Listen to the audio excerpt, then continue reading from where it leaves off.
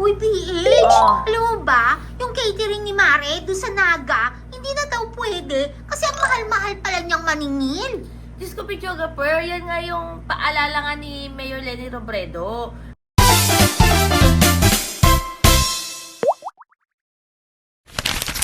Na ang public funds, hindi yan pagmamayari ng mga nagtatrabaho sa LGU o nagtatrabaho or mga government officials, kundi yan ay pag-aari ng taong bayan.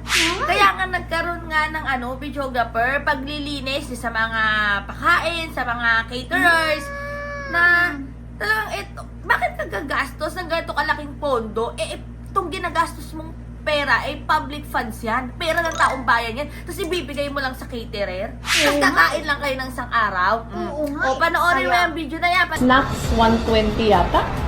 Tapos pag meals, 250. Pero data yan na ma-maximum. Dahil pag may opisinang alam mo niyan, kadaklan sa opisina, 70 pesos ang snacks. So, ang iba, nasunod na, duman sa kung ano si hababang presyo. So, daw nga may spending limit kita ni 120, 70 lang ang kadaklan sa snacks. Sa meals man, daw allowed ta hanggang 250. Ang running rate mo niyan, 120. Nagiging 250 lang yan pag may bisitang importante. Araw ka sa Bloomberg, naging 250 ito.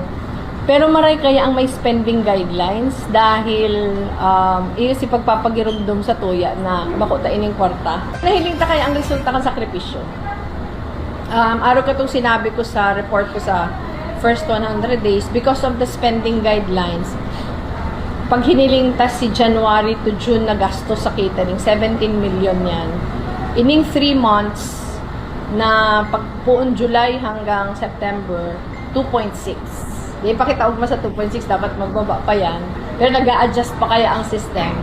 Pero sabihin tang madoble yan na 6 months, di lang yan, a little over 5. Pero 5.2 million lang. Hari yun siyang maray sa 17 million. Last year, si buong binayadan kang syudad for 2024, 48 million. So, dako lang na maray. 48 million, di pa duman kabali si mga nagsisingil pa niya ng mga catering. So, sabihin ta baka maglampas pa ng 50. Pero because of the spending guidelines, mas baba na yan. Ang kuryente gusto ta din i-manage. Ang urulay kay Ligdiyo, ang saro sa mga audit reports, saro sa mga nakakagrabe sa kuryente, halos gabo sa opisina, may mga appliances. Dawang mayor's office, may ref kami. May ref kami. So, ang urulay, pag madarahang appliances, walang libre, pero pag madarahang darakulang appliances, pero may additional na bayad, na si office na ang masimbag. So, di pa yan naro-roll out, nagkukurentahan pa ning wattage na ginagamit. Apparently, 100 plus ang vehicles kang city, pero di siya na ma-manage na tultul. Pati si kilometrahe, pati si gasolina. Tapos, bago ako nagtukaw, apparently gulping mga city vehicles ang naka-red plate. Ngunyan naka-red plate na siya. So, nag-i-stricto kita. Pero ang pinaka sadya taman na sa pag-stricto na ang kwarta kang gobyerno magamit ng tultul. Kakaigwa kita ning workshop with COA. Tutukdoan kita kang inventory. Tapos itong one-time, big-time na purging. Kadakol kitang gamit na diin na nagagamit. Mas maray na mabenta na siya. Nabenta na siya para ayuso na. Halimbawa, ang mga aircon, inila sa mayor's office, garo panahon pa ni Agum, ang iba dyan, ang findings kan si TWG na ginibuta, grabe na yan sa kuryente. So, yan, pigsasaro-saro, pero mas internal na muna. Diba? Oh, Diba? nabisto ko tuloy si Mare. Mahal. Mahal siyang maningil. O, diba? Ah. Padded si Mare, kaya hindi na Oo. pwede. Out na yan. Contractor din pala. Diba ka lang makamag-ahangan din PWH. Pero ito nga mga kabata helmet, congratulations din kay Mayor Lenny Robredo dahil may mga nag-donate ng tablets. Wow! Ayan, no? Nag-iribanan ang Khan Academy, ang McBride Corporation sa Kakye Family Foundation para darahon digdi sa Absede Elementary School. Tano po sa Absede Elementary School.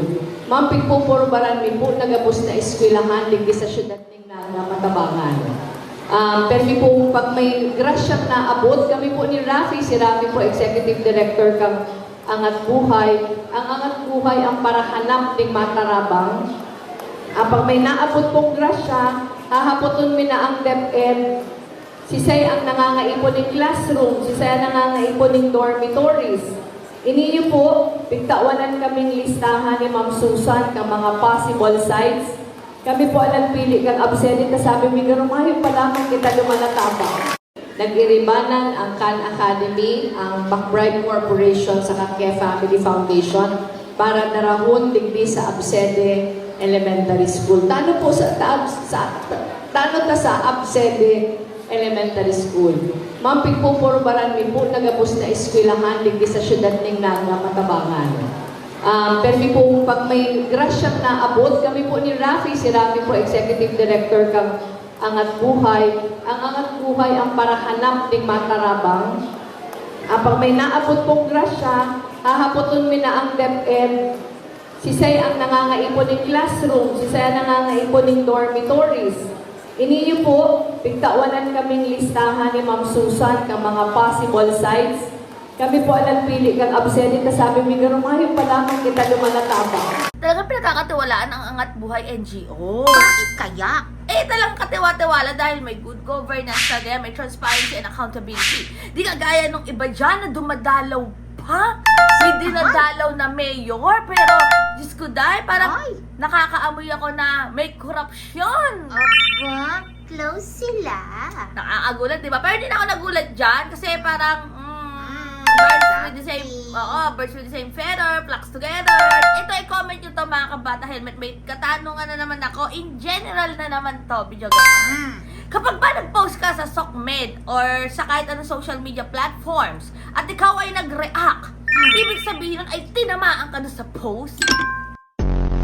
Pero ito, video ka pa, may nabalitaan ako, may naglalagas naman daw ng buhok, tapos dinadampot pa. Hindi, dinikit niya sa pader. Dinikit pa? Oo. So hindi dinampot, dinikit sa pader? Dinampot niya, dinikit niya sa pader, o tapos tinignan niya, ito yung mga nalalagas My niyang buhok. God! Bakit nalalagas ang kanyang buhok? Dahil na-stress daw siya. Kung sa mga video to, huwag kalimutan mag-subscribe at i-click ang notification bell para lagi kayo updated sa mga na-upload namin ng video ko par. Basta stay happy, stay healthy, and stay safe tayo as always. Sabi ko sa buhay yung helmet din na bukid kids getting better everyday. God bless everyone. Bye! Kay Lenny tayo. Hindi na-stress si Lenny. Kasi hindi na-stress corrupt. si Lenny. Bakit? Kasi hindi siya corrupt.